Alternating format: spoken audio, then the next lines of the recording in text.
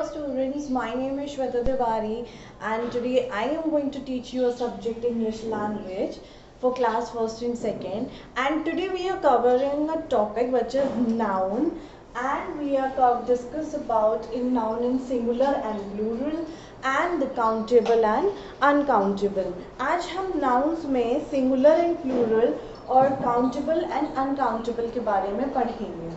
Okay तो सबसे पहले हम सिंगुलर और प्लूरल के बारे में पढ़ते हैं. सिंगुलर का मतलब होता है जो चीज़ things which is one, okay, considered in a single form. जब भी कोई चीज़ एक चीज़ को हम कंसीडर करेंगे, दैट थिंग और एनिमल और अ पर्सन और प्लेस एनीथिंग, वो चीज़ हमारी सिंगल यानी एक चीज़ वो सिंगल होती है तो वो सिंगुलर में आती है. If we are talking about something which is more than one, जब हम किसी एक से ज़्यादा चीज़ों के बारे में बात कर रहे होते हैं तो वो हमारी प्लूरल में आ जाती है. So always keep remember, if you are talking about a one, then it will come to the singular, and if you are talking about more than one, then it comes under the plural. जब भी एक चीज़ के बारे में बात होगी वो singular में आएगा, जब भी दो चीज़ों के या एक से ज़्यादा चीज़ों के बारे में बात हो रही होगी तो वो प्लूरल में आएगा. जैसे कि बॉय फॉर एग्जाम्पल, ओके. अब बॉय में क्या हो गया, एक लड़के की बात हो रही है तो यहाँ पे हम बॉय कर देंगे. अब अगर किसी ग्रुप के बारे में हम बात कर रहे हैं, किसी लड़कों के ग्रुप के बारे में बात हो रही है, तो here we will consider it as a boys. तो हम यहाँ पे क्या करते हैं, बॉयज कर देते हैं. तो आपको ये चीज़ हमेशा याद रखनी है कि सिंगुलर में हम कभी भी एस या ई एस नहीं लगता है, पर जब हम सिंगुलर से किसी चीज़ को प्लूरल में कन्वर्ट कर रहे होते हैं तो या तो हम एस या ई एस का इस्तेमाल करते हैं. ठीक है, हम ई एस का या एस का इस्तेमाल करते हैं. फॉर एग्जाम्पल जैसे कि मैंने लिया सिंगुलर, अब अगर एक पेन, सपोज मैंने यहाँ पे बॉल बनाए, ओके, ठीक है.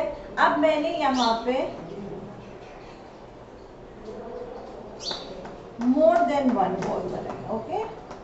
So what does it mean, अब देखिए ये हमारी सिंगल है और यहाँ पे 3 बॉल्स है, right. This is consider as a one ball, तो हम यहाँ पे इसको सिंगुलर फॉर्म में लिखेंगे बॉल. मगर यहाँ पे जो है 3 बॉल है, यानी कि बॉल्स यहाँ पे एक से ज़्यादा हैं, तो we will consider it as a balls. ठीक है, एस लग जाता है. So always keep remember this thing, whenever we are talking about the singular form it will considered as a single, and if we are talking about the plural form so we will add either s or es, okay. जैसे कि और examples आप देख लीजिए यहाँ पे pen, जैसे कि पेन का अगर हम पेन लिख रहे हैं, अब हमें इसको सिंगुलर से प्लूरल में कन्वर्ट करना है तो यहाँ पर पेन्स हो जाएगा, ओके.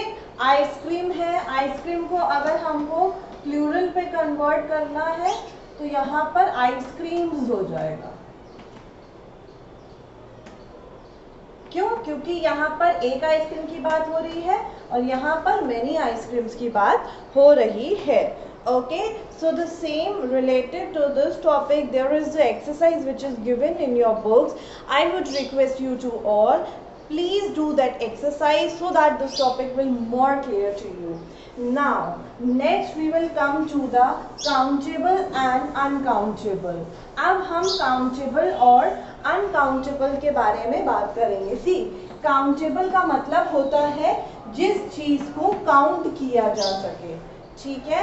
और अनकाउंटेबल का मतलब होता है the things which can not be count, okay, जिसको हम काउंट नहीं कर सकते.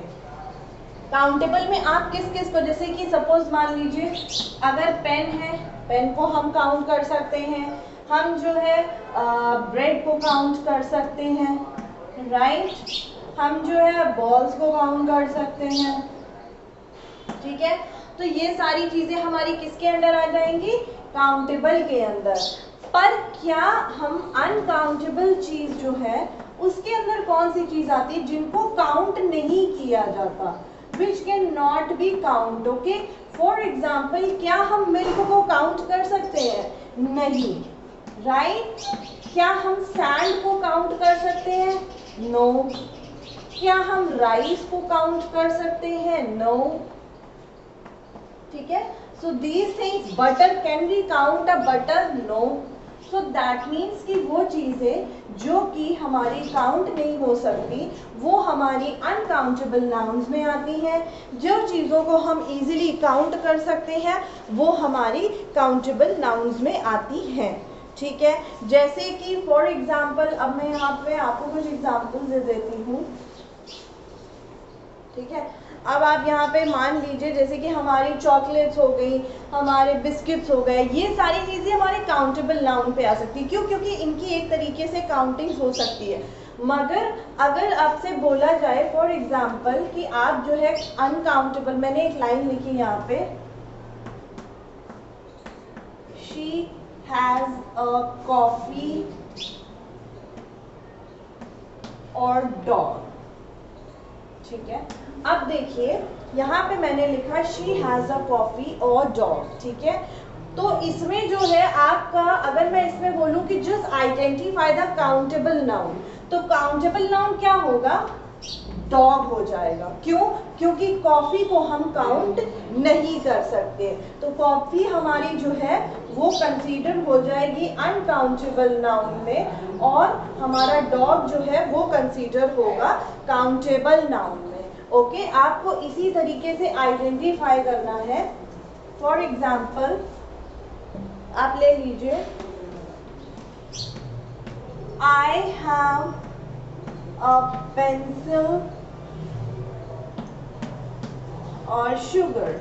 अब अगर मैं यहाँ पर लेती हूँ, just we need to identify the uncountable noun, तो पेंसिल जो है वो हमारी काउंटेबल नाउन है। अगर आपके सामने बहुत सारी पेंसिल्स रख दी जाए, still you can be able to count the pencils, but sugar आपके सामने कितनी भी कम और कितनी भी ज़्यादा रखी जाए हम उसको काउंट नहीं कर सकते। तो यानी कि हमारा अनकाउंटेबल नाउन क्या हो गया? Sugar. Sugar is our uncountable noun. So this is the method to know, to identify that what is in countable noun and what is in uncountable noun. So students, whenever it comes to you that how can we identify the countable or uncountable noun, so the things which can be count, which can be counting in numbers, that things can be a countable noun, and the things which cannot be count, those are the uncountable noun. Okay, so there is an exercise of both the topics related to these topics. You have an exercise in your works. I would request you to all please go with the exercise. If you have any doubt, you can ask me at any time. You can clear while when you are doing those exercises, this topic should definitely clear to you all. So thank you so much. I hope you like this video, and here I'm going to end my video. Till the time, keep learning, keep study. Have a good day.